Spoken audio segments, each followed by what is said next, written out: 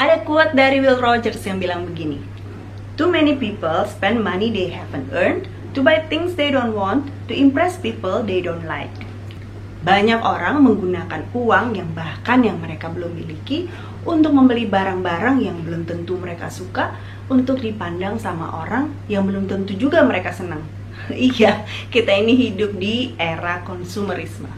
Coba deh hitung, ada berapa banyak jumlah shopping mall di daerah kamu? Saya tinggal di Jakarta. Saya pernah baca ya, ternyata Jakarta itu adalah salah satu kota megapolitan dengan mall terbanyak di dunia. Wah, ada 95 mall di Jakarta. Banyak banget kan?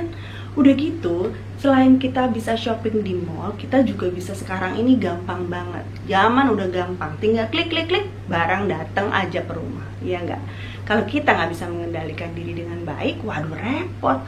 Udah gitu, kalaupun kita lagi nggak cari-cari barang, iklan datang aja gitu ke kita. Pada saat kita lagi scrolling handphone, ada iklan. Pada saat kita nonton TV, ada iklan. Iya kan? Jadi kita harus bisa mengendalikan diri kita dengan baik.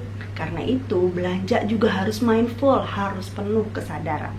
Kalau enggak, uang kita bisa habis untuk belanja. Kita beli barang ini, barang itu, padahal kita sebetulnya nggak terlalu butuh-butuh amat. Rumah kita jadi penuh sama barang-barang yang kita inginkan.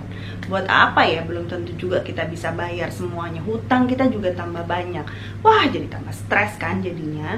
Jadi hari ini kita mau sama-sama belajar bagaimana kita bisa mengendalikan diri kita dengan baik untuk kita bisa lebih mindful pada saat belanja.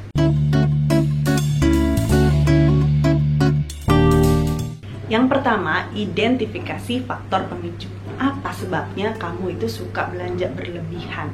Apakah kalau kamu lagi stres, kamu pelariannya belanja gitu? Atau mungkin kamu itu takut kehilangan momen pada saat lagi ada sale? FOMO, fear of missing out. Nanti barangnya lagi murah, saya nggak ikutan gitu, lagi seru-serunya gitu. Nggak ada rasa gimana gitu kalau lihat papan sale gitu. Atau mungkin ada nggak sih toko-toko tertentu yang harus banget kamu datengin kalau kamu lagi pergi ke mall? Ya, jadi karena barang-barang di situ tuh lucu-lucu Kak. Jadi aku mau nggak mau kalau pergi ke mall harus mampir gitu. Apa sih sebetulnya faktor pemicunya yang membuat kamu sampai nggak mikir dulu gitu kalau mau belanja? Apa? Itu dulu yang kita mesti tahu, pemicunya apa sih? Yang kedua, evaluasi prioritas-prioritas dalam hidup kamu. Kamu mesti cek hidup kamu saat ini. Kamu lihat prioritas kamu apa sih sebetulnya. Apakah kamu cukup waktu, cukup punya tenaga, cukup punya uang untuk bisa melakukan hal-hal yang menurut kamu itu adalah hal yang penting buat kamu, hal yang paling berharga buat kamu.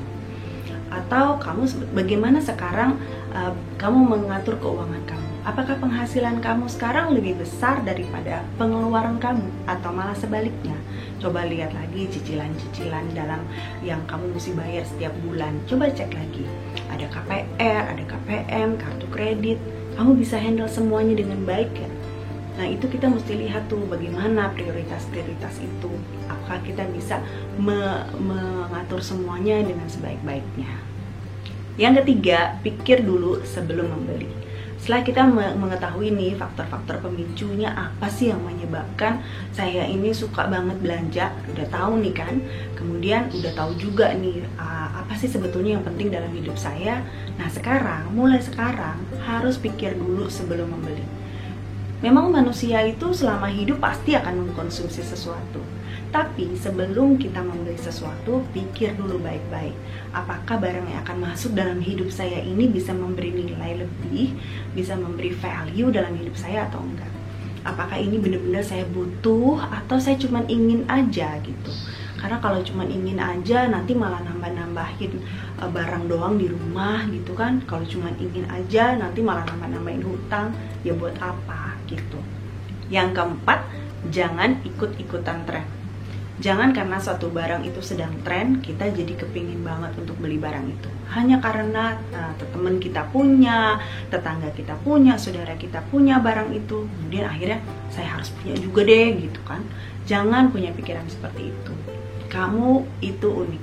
Kamu nggak harus sama kayak orang lain. Kamu nggak harus jadi sesuatu yang bukan kamu gitu. Apalagi kalau karena barang itu kamu harus berhutang, ya.